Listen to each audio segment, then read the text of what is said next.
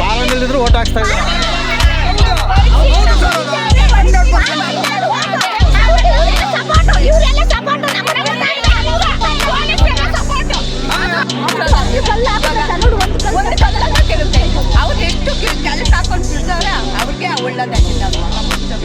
ಏನ್ರಿ ಕಣ್ ಕಾಣಿಸೋರ್ಗೆಲ್ಲ ಕಣ್ ಕಾಣಿಸಲ್ಲ ಹಂಗೆ ಹಿಂಗೆ ಅಂತೇಳಿ ಬಂದೆಲ್ಲ ಅವ್ರವ್ರ ಓಟ್ ಅವ್ರು ಹಾಕೊಳ್ಳೋದು.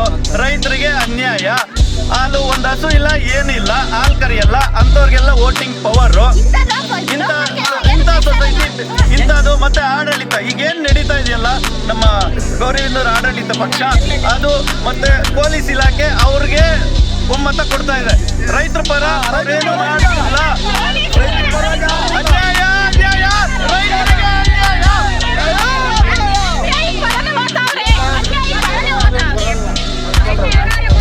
ಮಹಿಳಾ ಸಂಘದ್ದು 95 ಓಟ್ ಇದ್ದಾವೆ. ಎಲ್ಲ ಹಾಲು ಹಾಕಿರೋದ್ರೆ 95 ಓಟ್ ಇದ್ರೆ 10 ಜನ ಅವ್ರು ಹಾಲು ಹಾಕಿಲ್ಲ. ಅವರೆಲ್ಲ ಟೌನ್ಗಳಲ್ಲಿ ಸಂಸಾರ ಇದ್ದಾರೆ. ಅವರು ಓಟ್ ಪವರ್ ತಂದಿದ್ದಾರೆ, ಮಾಡ್ಕೊಳ್ಳಿ. ಓಟ್ ಪವರ್ ನಮ್ಗೆ ಅವಶ್ಯಕತೆ ಏನಿಲ್ಲ, ಬೇಕಾದ್ರೆ ರೂಲ್ಸಲ್ಲಿ ಇದೆ.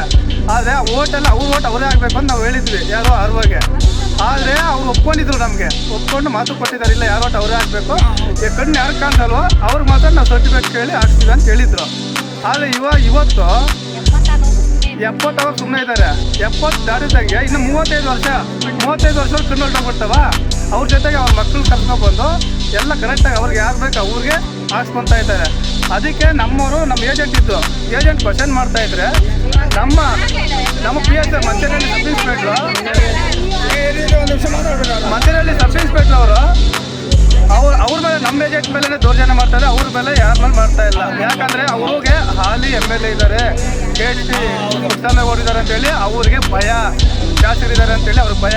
ನಮ್ಮವ್ರಿಗೆ ನಾವು ರೈತರ ಏಳಿಗೆ, ನಮ್ಮದು ರೈತರ ಏಳಿಗೆ ಅಂತೇಳಿ ನಾವು ಯಾವ ಪಾರ್ಟಿಯಿಂದ ನಾವು ಯಾರು ಸಿಂಬಲ್ ಹಾಕ್ಕೊಂಡಿಲ್ಲ, ಯಾರು ಹೆಸರು ಹಾಕ್ಕೊಂಡಿಲ್ಲ. ನಾವು ಪಾಂಪ್ಲೆಟಲ್ಲಿ ರೈತರ ಏಳಿಗೆಗಾಗಿ ಅಂತೇಳಿ ನಾವು ಒಂದು 13 ಜನ ಕ್ಯಾಂಡಿಡೇಟ್ ಮಾಡಿದ್ದೀವಿ. ಅದಕ್ಕೆ ನಮ್ಗೆ ಯಾರು ಬಲ ಇಲ್ಲ ಅಂತೇಳಿ ನಮ್ಮ ಪೊಲೀಸ್ ವ್ಯವಸ್ಥೆ ನಮಗೂ ದೌರ್ಜನ್ಯ ಮಾಡಿ. ಗ್ರಾಮ ಪಂಚಾಯತಿ ಮೆಂಬರ್ 10 ವರ್ಷ ಇಲ್ಲಿ ರೂಲಿಂಗ್. ಇವಾಗ ನಾನು ಅದೇ ಸಬ್ಸ್ಪೇಟು ಅಲ್ಲಿ ಕ್ಯಾಮ್ರಾ ಇದೆ, ಚೆಕ್ ಮಾಡಿ, ಮೊಬೈಲ್ ರೆಕಾರ್ಡ್ಸ್ ಎಲ್ಲ ಇದೆ. ನಾನು ಕ್ವಶನ್ ಮಾಡಿದ್ದಕ್ಕೆ ನೀನು ಜಾಸ್ತಿ ಆಯಿತು ನಡೆಯೋ ಜೀಪ್ ನಡೆಯೋದು ತಳ್ಕೊಬಂದು ನನಗೆ ಸೈಡೆಲ್ಲ ಅರ್ಧಾಕಿದ್ದಾರೆ. ಅದೊಂದು ನನಗೆ ಅನ್ಯಾಯ ಆಗಿದೆ. ಅದು ನಾನು ಒಂದು SC ಮೆಂಬರು ಸರ್, ನನಗೆ ಗೌರವ ಎಲ್ಲ ಹೋಗಿದ್ದೆ. ಮತ್ತು ನಮ್ಮ ಹೆಣ್ಮಕ್ಳು ಹೋಗಿದ್ರೆ ಅಲ್ಲೆಲ್ಲ ಹೊಡೆದಿದ್ದಾರೆ. ಅಲ್ಲಿ ರೆಕಾರ್ಡ್ ಇದೆ, ಬೇಗ ತೆಗಿಸ್ರಿ. ಇವರೆಲ್ಲ ಕ್ಯಾಂಡಿಡೇಟ್, 13 ಜನ ಕ್ಯಾಂಡಿಡೇಟ್. ರಾಜಕೀಯ ಮಾಡಬೇಕಾ? ರಾಜಕೀಯ ಧೈರ್ಯದಿಂದ ಯಾರು ಅವ್ರು ಹಾಕೊಂಡು ಯಾರು ತಮ್ಮಿಗೆ ಅವ್ರು ಗೆಲ್ಲಬೇಕು ಹೊರತು ಈ ಥರ ಸಣ್ಣ ರಾಜಕೀಯ ಮಾಡಬಾರ್ದು. PRO ಬೆಳಿಗ್ಗೆಯಿಂದ ಬರೀ ಫೋನಲ್ಲೇ ಪೋಲಿಂಗ್ ಮಾಡ್ತಾವ್ರೆ. ಬರ್ರಿ ಫೋನಲ್ಲೇ ಬೇಕಾದ್ರೆ ಅವ್ರ ಫೋನ್ ರೆಕಾರ್ಡ್ ತೆಗೆಸ್ಕೊಳ್ರಿ. ಇವತ್ತಿಂದು ಬರ್ರಿ ಫೋನಲ್ಲೇನೆ ವೋಟಿಂಗ್ ನಡೀತಾ ಇತ್ತು. ಏನಕ್ಕೆ ಫೋನ್ ಏನಕ್ಕೆ ಅವ್ರಿಗೆ? ಓಕೆ, ಮಾತಾಡ್ಕೊಳ್ಳಿ, ಏನು ಎಮರ್ಜೆನ್ಸಿ ಇದ್ರೆ ಮಾತಾಡ್ಕೊಳ್ಳಿ, ಅವ್ರಿಗೆ ಏನೋ ರಕ್ಷಣೆ ಬೇಕಾದ ತಗೊಳ್ಳಿ, ನಾನು ಬೇಡ ಅಂತ ಹೇಳಲಿಲ್ಲ. ಬರ್ರಿ ಫೋನೆ ನಾನು ಹೇಳ್ದಂಗೆ ನಡಿಬೇಕು ಅಂತಾರೆ. ರೈತರು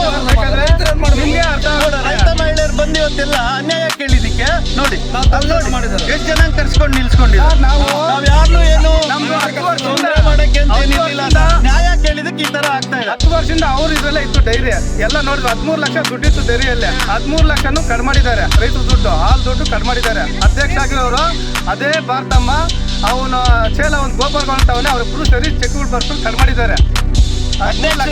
ಅಧ್ಯಕ್ಷರು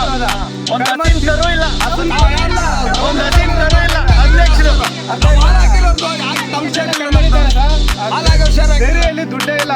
ಅದಕ್ಕೆ ನಾವೆಲ್ಲ ಮಹಿಳೆಯರು ಸೇರಿ ಒಂದು ಕಮಿಟಿ ಮಾಡ್ಕೊಂಡು ಈ ಸರಿ ಡೈರಿ ಚೇಂಜ್ ಮಾಡಬೇಕು, ರೈತರ ದುಡ್ಡು ಉಳಿಸ್ಕೋಬೇಕು ಅಂತೇಳಿ ನಾವೆಲ್ಲ ಮಾಡಿದ್ರೆ ಈ ತರ ಆಡಳಿತ ಇರೋ ಪಕ್ಷ ರೈತರ ಮೇಲೆ ದೌರ್ಜನ್ಯ ಮಾಡಿದೆ.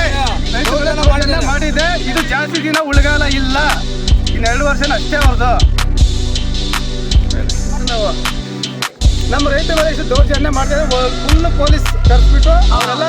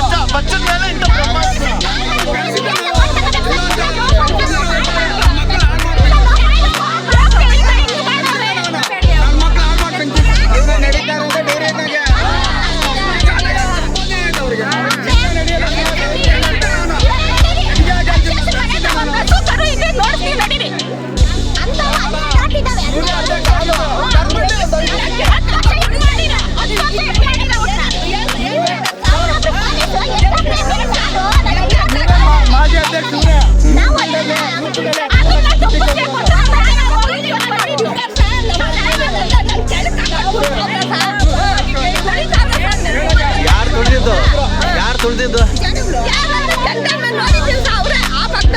ಆ ಪಕ್ಕದವ್ರು ನಿಮ್ಮನ್ನು ತುಳಿದ್ರ ಹೆಂಗಸರು ಇಲ್ಲ ಸರ್ ನಮ್ಮ ಮನೆಯಲ್ಲಿ ಅಂತ ಇವ್ರನ್ನ ಆ ಥರ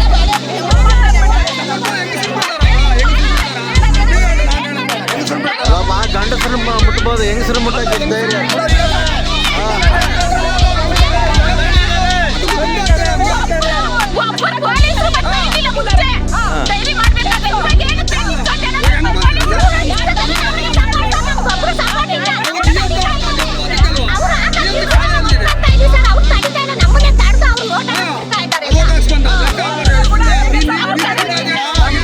ಮತದಾನ ಅನ್ನಲ್ಲ ಬೇರೆಯವ್ರ ಓಟು ಇನ್ನೊಬ್ರ ಜೊತೆಲಿ ಹೋಗಿ ಓಟ್ ಮಾಡ್ತಾರೆ ಟ್ರೆಕ್ಕಿಂಗ್ ಅಂತಾರೆ.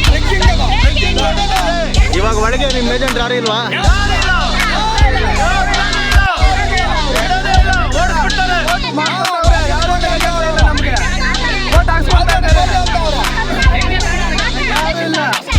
ಅವ್ರ ಕಡೆಯವ್ರು ಮಾತ್ರ ಇದ್ದಾರಾ ಏಜೆಂಟ್ ಇಲ್ದಿದ್ದ ನೀವು ಚುನಾವಣೆ ಹೆಂಗ್ ನಡೆಸ್ತಾ ಇದ್ದೀರಿ